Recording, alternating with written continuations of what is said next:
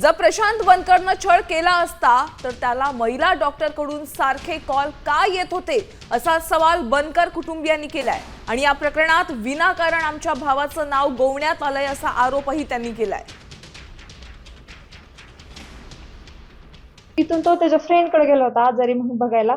ते continue call करत होती, ती फक्त तिचेच प्रॉब्लेम सांगायची, मी डिस्टर्ब आहे, मला सुसाईड करू वाटते, मला असं ट्रेस आलाय असं ती सांगायची।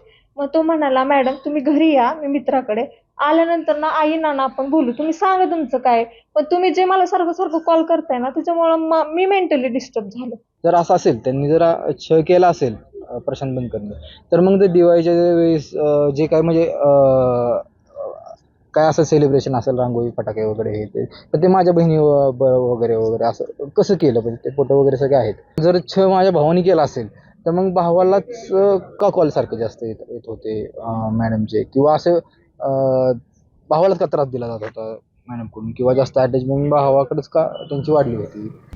आता isakal.com आहे देशातील नंबर 1 ची मराठी न्यूज वेबसाईट। प्रत्येक अपडेटसाठी isakal.com ला नक्की भेट द्या।